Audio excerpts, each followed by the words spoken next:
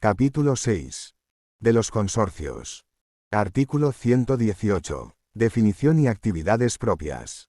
1. Los consorcios son entidades de derecho público con personalidad jurídica propia y diferenciada, creadas por varias administraciones públicas o entidades integrantes del sector público institucional, entre sí o con participación de entidades privadas, para el desarrollo de actividades de interés común a todas ellas dentro del ámbito de sus competencias.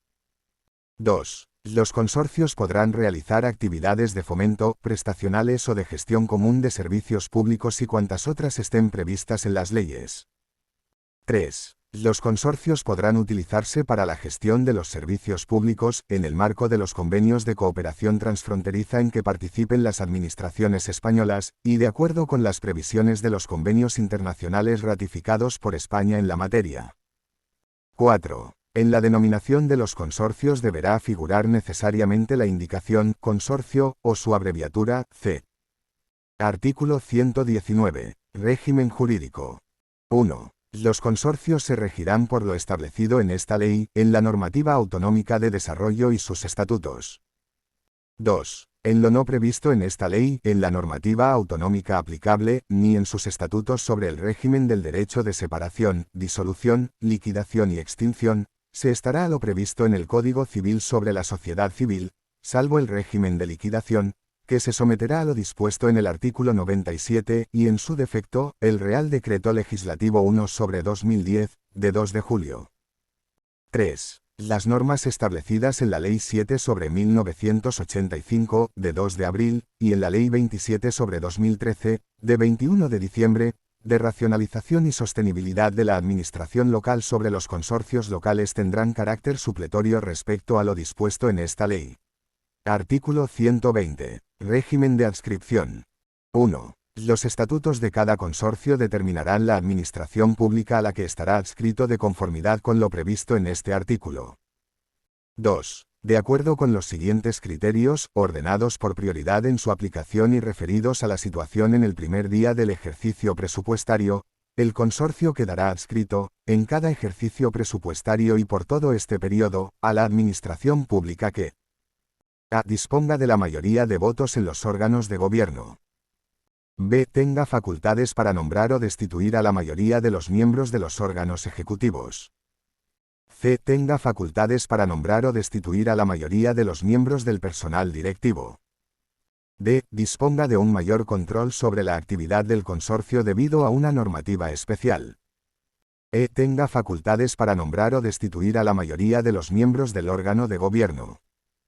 f. Financie en más de un 50%, en su defecto, en mayor medida la actividad desarrollada por el consorcio, teniendo en cuenta tanto la aportación del fondo patrimonial como la financiación concedida cada año. g. Ostente el mayor porcentaje de participación en el fondo patrimonial. h. Tenga mayor número de habitantes o extensión territorial dependiendo de si los fines definidos en el estatuto están orientados a la prestación de servicios a las personas, o al desarrollo de actuaciones sobre el territorio.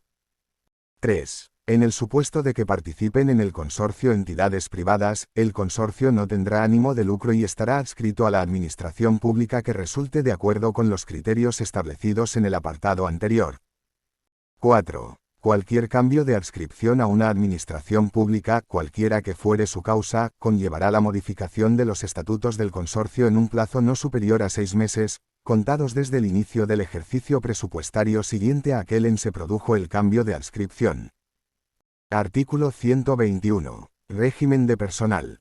El personal al servicio de los consorcios podrá ser funcionario o laboral y habrá de proceder de las administraciones participantes, en cuyo caso su régimen jurídico será el de la administración pública de adscripción y sus retribuciones en ningún caso podrán superar las establecidas para puestos de trabajo equivalentes en aquella. Excepcionalmente, cuando no resulte posible contar con personal procedente de las administraciones participantes en el consorcio en atención a la singularidad de las funciones a desempeñar o cuando, tras un anuncio público de convocatoria para la cobertura de un puesto de trabajo restringida a las administraciones consorciadas, no fuera posible cubrir dicho puesto, el Ministerio de Hacienda y Función Pública, u órgano competente de la administración a la que se adscriba el consorcio, podrá autorizar la contratación de personal por parte del consorcio para el ejercicio de dichas funciones, en los términos previstos en la correspondiente Ley de Presupuestos Generales del Estado. Artículo 122. Régimen presupuestario, de contabilidad, control económico, financiero y patrimonial. 1. Los consorcios estarán sujetos al régimen de presupuestación, contabilidad y control de la administración pública a la que estén adscritos, sin perjuicio de su sujeción a lo previsto en la Ley Orgánica 2/2012, de 27 de abril.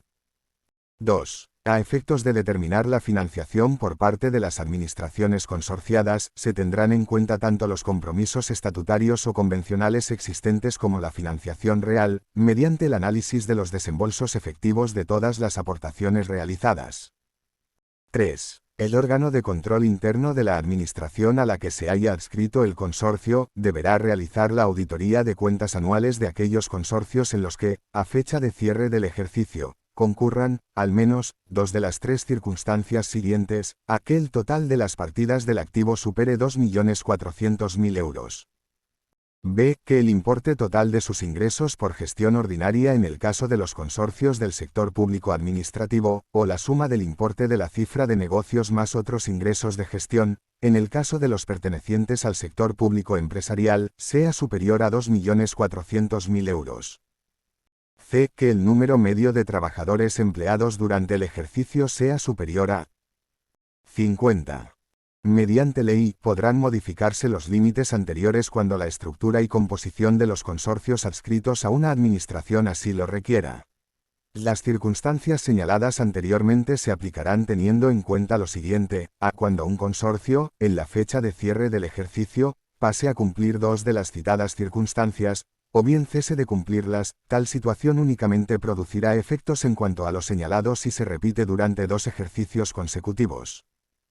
B. En el primer ejercicio económico desde su constitución o su adscripción al sector público correspondiente, los consorcios cumplirán lo dispuesto en los apartados anteriormente mencionados si reúnen, al cierre de dicho ejercicio, al menos dos de las tres circunstancias que se señalan.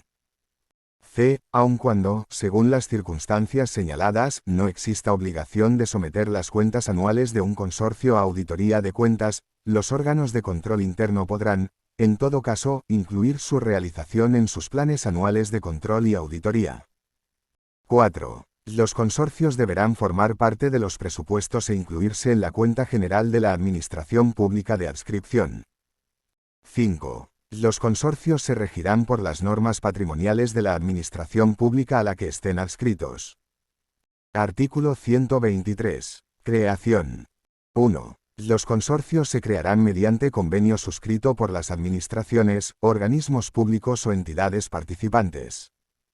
2. En los consorcios en los que participe la Administración General del Estado o sus organismos públicos y entidades vinculados o dependientes se requerirá, a que su creación se autorice por ley. B. El convenio de creación precisará de autorización previa del Consejo de Ministros. La competencia para la suscripción del convenio no podrá ser objeto de delegación, y corresponderá al titular del departamento ministerial participante, y en el ámbito de los organismos autónomos, al titular del máximo órgano de dirección del organismo, previo informe del ministerio del que dependa o al que esté vinculado. C. Del convenio formarán parte los estatutos, un plan de actuación, de conformidad con lo previsto en el artículo 92, y una proyección presupuestaria trienal, además del informe preceptivo favorable del Ministerio de Hacienda y Administraciones Públicas.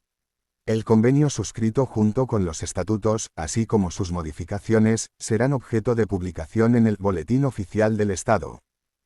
Artículo 124. Contenido de los estatutos. Los estatutos de cada consorcio determinarán la administración pública a la que estará adscrito, así como su régimen orgánico, funcional y financiero de acuerdo con lo previsto en esta ley, y, al menos, los siguientes aspectos. A. Sede, objeto, fines y funciones. B. Identificación de participantes en el consorcio así como las aportaciones de sus miembros. A estos efectos, en aplicación del principio de responsabilidad previsto en el artículo 8 de la Ley Orgánica 2/2012, de 27 de abril, Los estatutos incluirán cláusulas que limiten las actividades del consorcio si las entidades consorciadas incumplieran los compromisos de financiación o de cualquier otro tipo, así como fórmulas tendentes al aseguramiento de las cantidades comprometidas por las entidades consorciadas con carácter previo a la realización de las actividades presupuestadas. C. Órganos de gobiernos y administración, así como su composición y funcionamiento, con indicación expresa del régimen de adopción de acuerdos. Podrán incluirse cláusulas que contemplen la suspensión temporal del derecho de voto o a la participación en la formación de los acuerdos cuando las administraciones o entidades consorciadas incumplan manifiestamente sus obligaciones para con el consorcio, especialmente en lo que se refiere a los compromisos de financiación de las actividades del mismo. D. Causas de disolución. Artículo 125. Causas y procedimiento para el ejercicio del derecho de separación de un consorcio. 1. Los miembros de un consorcio, al que le resulte de aplicación lo previsto en esta ley o en la Ley 7/1985, de 2 de abril, podrán separarse del mismo en cualquier momento siempre que no se haya señalado término para la duración del consorcio. Cuando el consorcio tenga una duración determinada, cualquiera de sus miembros podrá separarse antes de la finalización del plazo si alguno de los miembros del consorcio hubiera incumplido alguna de sus obligaciones estatutarias y, en particular, aquellas que impidan cumplir con el fin para el que fue creado el consorcio, como es la obligación de realizar aportaciones al fondo patrimonial. Cuando un municipio deje de prestar un servicio, de acuerdo con lo previsto en la Ley 7/1985, de 2 de abril, y ese servicio sea uno de los prestados por el consorcio al que pertenece, el municipio podrá separarse del mismo. 2. El derecho de separación habrá de ejercitarse mediante escrito notificado al máximo órgano de gobierno del consorcio. En el escrito deberá hacerse constar, en su caso, el incumplimiento que motiva la separación si el consorcio tuviera duración determinada, la formulación de requerimiento previo de su cumplimiento y el transcurso del plazo otorgado para cumplir tras el requerimiento. Artículo 126. Efectos del ejercicio del derecho de separación de un consorcio. 1. El ejercicio del derecho de separación produce la disolución del consorcio salvo que el resto de sus miembros, de conformidad con lo previsto en sus estatutos, acuerden su continuidad y sigan permaneciendo en el consorcio, al menos, 2 administraciones, o entidades u organismos públicos vinculados o dependientes de más de una administración. 2. Cuando el ejercicio del derecho de separación no conlleve la disolución del consorcio se aplicarán las siguientes reglas. A. Se calculará la cuota de separación que corresponda a quien ejercite su derecho de separación, de acuerdo con la participación que le hubiera correspondido en el saldo resultante del patrimonio neto, de haber tenido lugar la liquidación, teniendo en cuenta el criterio de reparto dispuesto en los estatutos. A falta de previsión estatutaria, se considerará cuota de separación la que le hubiera correspondido en la liquidación. En defecto de determinación de la cuota de liquidación se tendrán en cuenta tanto el porcentaje de las aportaciones al fondo patrimonial del consorcio que haya efectuado quien ejerce el derecho de separación, como la financiación concedida cada año. Si el miembro del consorcio que se separa no hubiere realizado aportaciones por no estar obligado a ello, el criterio de reparto será la participación en los ingresos que, en su caso, hubiera recibido durante el tiempo que ha pertenecido al consorcio. Se acordará por el consorcio la forma y condiciones en que tendrá lugar el pago de la cuota de separación, en el supuesto en que ésta resulte positiva, así como la forma y condiciones del pago de la deuda que corresponda a quien ejerce el derecho de separación si la cuota es negativa. La efectiva separación del consorcio se producirá una vez determinada la cuota de separación, en el supuesto en que ésta resulte positiva, o una vez se haya pagado la deuda, si la cuota es negativa. B. Si el consorcio estuviera adscrito, de acuerdo con lo previsto en la ley, a la administración que ha ejercido el derecho de separación, tendrá que acordarse por el consorcio a quien se adscribe, de las restantes administraciones o entidades u organismos públicos vinculados o dependientes de una administración que permanecen en el consorcio, en aplicación de los criterios establecidos en la ley. Artículo 127. Disolución del consorcio. 1. La disolución del consorcio produce su liquidación y extinción. En todo caso será causa de disolución que los fines para los que fue creado el consorcio hayan sido cumplidos. 2. El máximo órgano de gobierno del consorcio al adoptar el acuerdo de disolución nombrará un liquidador que será un órgano o entidad, vinculada o dependiente, de la administración pública a la que el consorcio esté adscrito. La responsabilidad que le corresponda al empleado público como miembro de la entidad u órgano liquidador será directamente asumida por la entidad o la administración pública que lo designó, quien podrá exigir de oficio al empleado público la responsabilidad que, en su caso, corresponda cuando haya concurrido dolo, culpa o negligencia graves conforme a lo previsto en las leyes administrativas en materia de responsabilidad patrimonial. 3. El liquidador calculará la cuota de liquidación que corresponda a cada miembro del consorcio de conformidad con lo previsto en los estatutos. Si no estuviera previsto en los estatutos, se calculará la mencionada cuota de acuerdo con la participación que le corresponda en el saldo resultante del patrimonio neto tras la liquidación, teniendo en cuenta que el criterio de reparto será el dispuesto en los estatutos.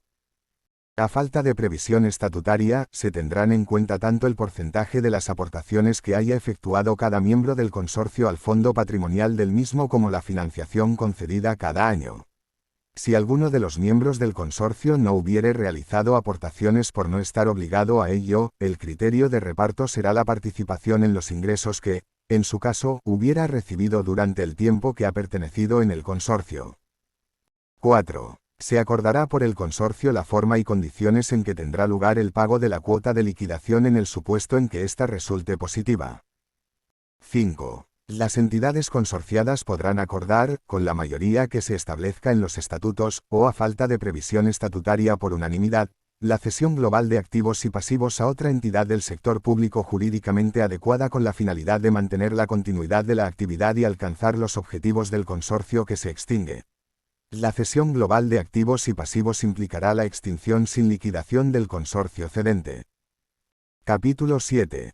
De las fundaciones del sector público estatal.